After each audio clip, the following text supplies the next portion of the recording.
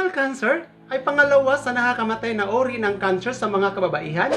Sasagutin ko yan pagkatapos mong panoorin ito.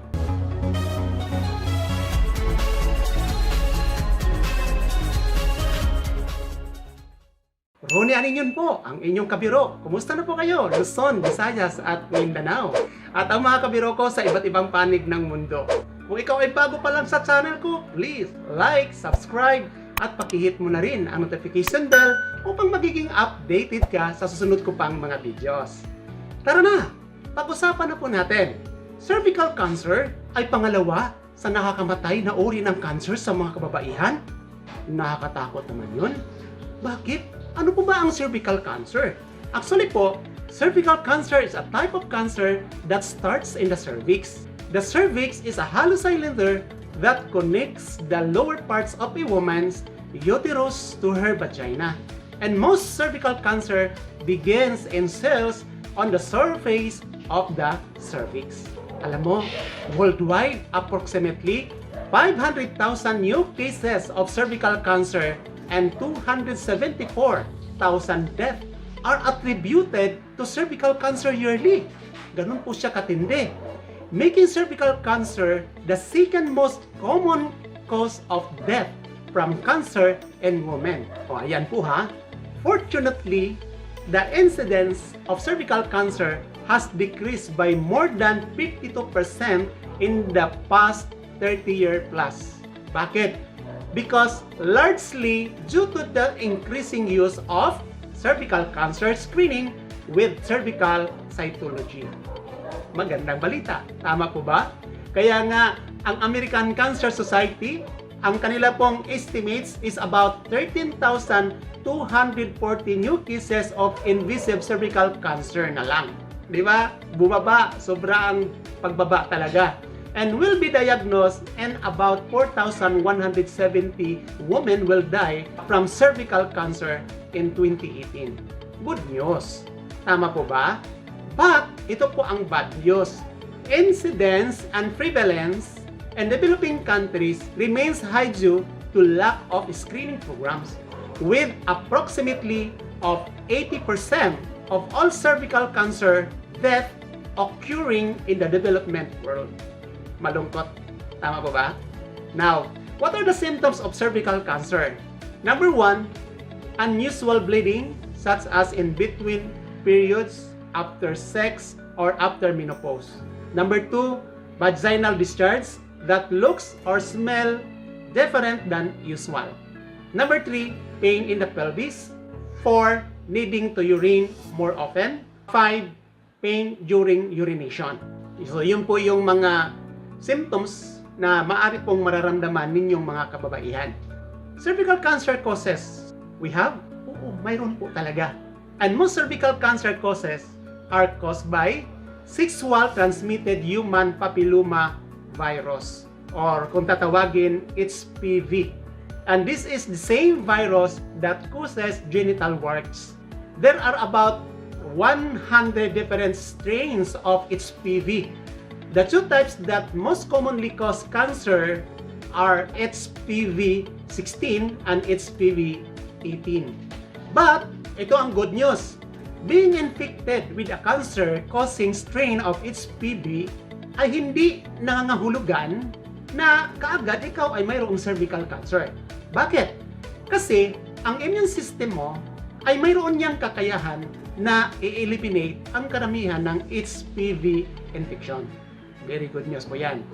Now, HPV can also cause other cancers in the women and men.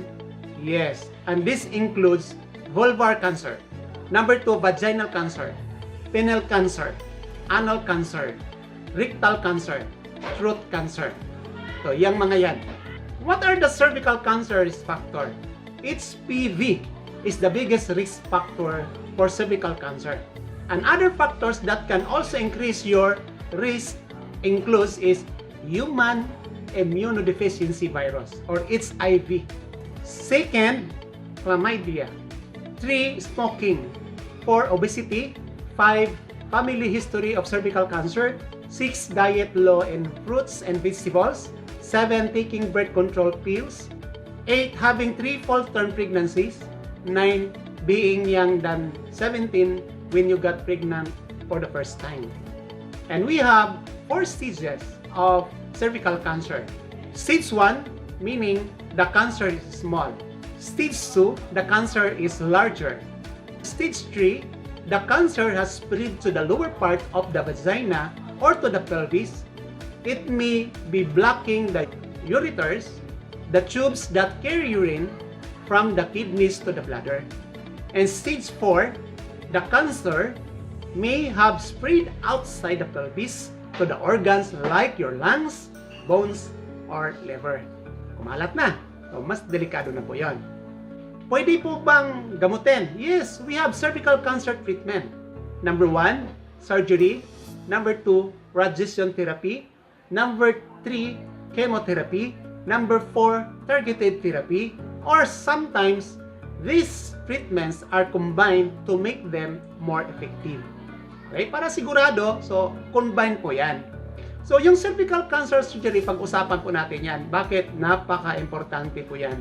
And we have several different types of surgery to treat cervical cancer. Number 1 is cryosurgery, meaning freezes cancer cells with a probe placed in the cervix.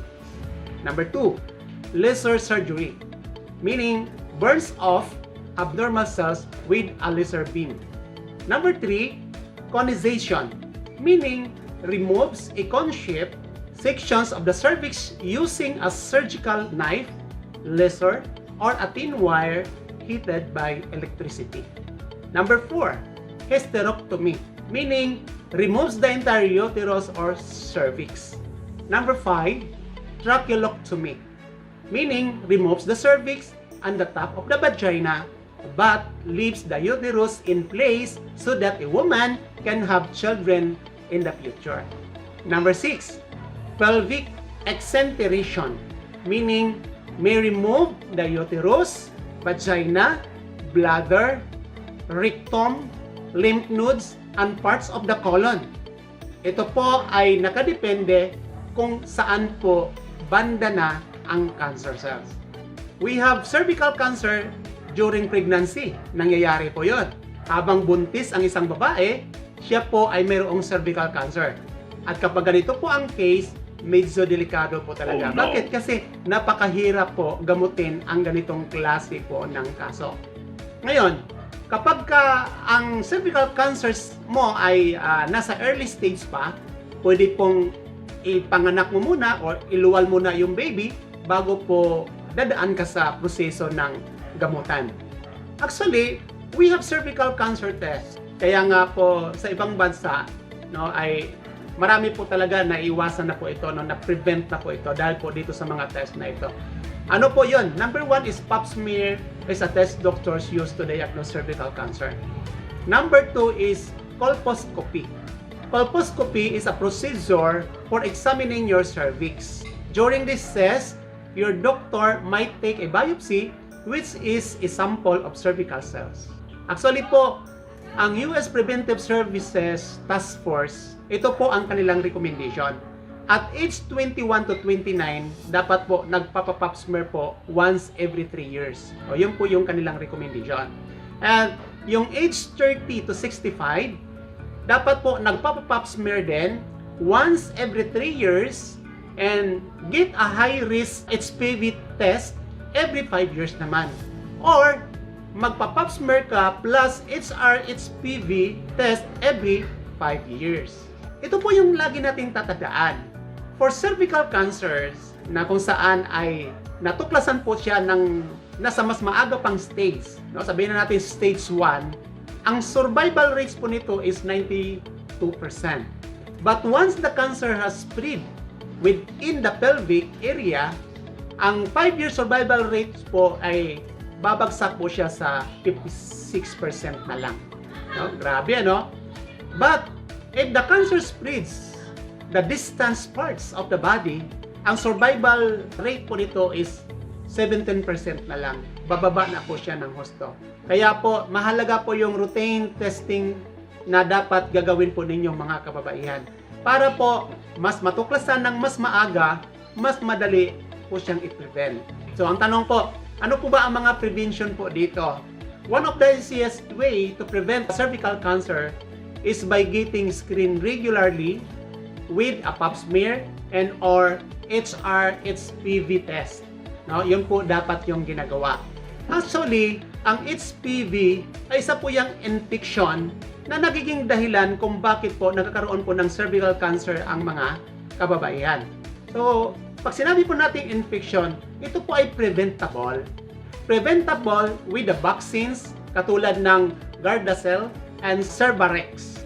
At ito pa po yung iba po pong mga pamamaraan para po mabawasan po yung risk ng cervical cancer. Number 1, limit the number of sexual partners you have.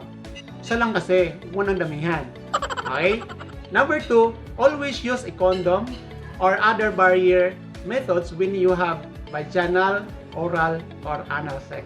Okay? Number 3 is an abnormal pap smear results indicates you have precancerous cells in your cervix. Kaya nga, dapat maging mapagmatsyag po tayo. Ayan kabiro, ingatan mo ang iyong kalusugan. Bakit? Mahirap magkasakit sa panahong ito. Di biro ang magkasakit sa panahon ito, lalo na pandemic po ngayon. Kaya nga kabiro, kung ikaw ay mayroong natutunan sa video na ito, maging blessings ka naman sa iba. And please, share this video, paki-like, subscribe, at paki-hit mo na rin ang notification bell mo upang magiging updated ka sa sunod ko pang mga videos. And once again, thank you for watching and believe that God answered your prayers. Bye-bye!